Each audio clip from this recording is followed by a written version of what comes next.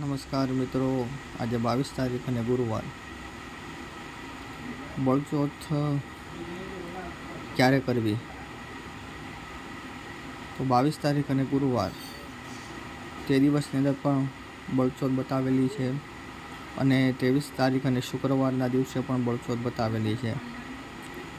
ઉદિત તિથિને માન્યતા ગણતા 23 તારીખ અને શુક્રવાર તે દિવસે પણ બળચોથ થઈ શકે છે અને 22 તારીખ અને ગુરુવાર તે દિવસે પણ ચોથનો ભાગ બતાવવાથી બળચોથ 22 તારીખ અને ગુરુવારના પણ થઈ શકે, કારણ કે 10:40થી લઈ 10:40 સુધી છે તે બળચોથનો ભાગ બતાવવામાં આવેલો છે.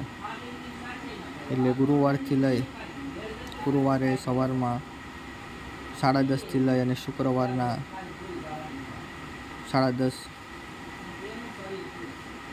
અને તેના પછીનો શુક્રવાર, તેમાં પણ ઉદિત તિથિને માન્યતા આપી અને શુક્રવારના દિવસે પણ બળચોથ ગણવામાં આવે, કારણ કે આપણા ધર્મની અંદર તિથિને અને સમયને ઘણું બધું માન્યતા આપેલી છે. પંચાંગની અંદર તિથિવાર, નક્ષત્ર, યોગકરણ આદિ વસ્તુઓ જ્યારે પણ મિશ્રણ થાય ત્યારે તે ભાગ, સમય, પ્રહર આદિ વસ્તુઓ નક્કી થતી હોય છે. તો ગુરુવાર અને શુક્રવાર બંને દિવસની અંદર છે તે બળચોથનો ભાગ બતાવવામાં આવેલો છે. નમસ્કાર.